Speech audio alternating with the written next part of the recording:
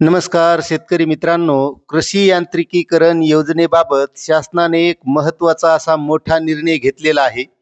आणि जे शेतकरी कृषी यांत्रिकीकरण योजनेअंतर्गत लाभ घेत असतील अशा शेतकऱ्यांसाठी हा महत्त्वाचा शासन निर्णय आहे.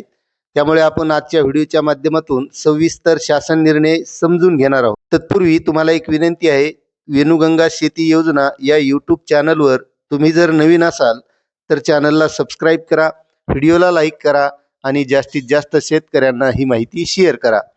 तर शेतकरी मित्रांनो, महाराष्ट्र लोकसेवा हक्क अधिनियम 2015 अंतर्गत कृषी विभागाच्या अधिसूचित सेवांच्या यादीतून कृषी यांत्रिकीकरण ही सेवा वगळण्याबाबत असा शासन निर्णय 21 जानेवारी 2026 रोजी निर्गमित करण्यात आला आहे.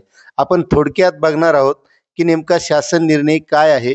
तर शासन निर्णय असा आहे, कृषी व पदुम विभागाच्या संदर्भ क्रमांक 1 येथील दिनांक 28/4/2017च्या शासन निर्णयान्वये महाराष्ट्र लोकसेवा हक्क अधिनियम 2015च्या कलम 3 अन्वये लोकसेवा म्हणून अधिसूचित करण्यात आलेली विविध केंद्र व राज्य योजना अंतर्गत अनुदानावर वाटप करावयाच्या कृषी अवजारासंदर्भात थेट लाभ हस्तांतरण योजना म्हणजेच कृषी यांत्रिकीकरण ही सेवा या शासन निर्णयान्वये अधिसूचित सेवांच्या यादीतून वगळण्यात येत आहे, असा हा शासन निर्णय आहे.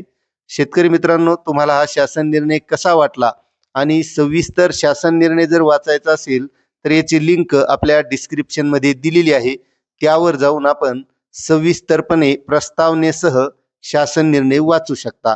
धन्यवाद.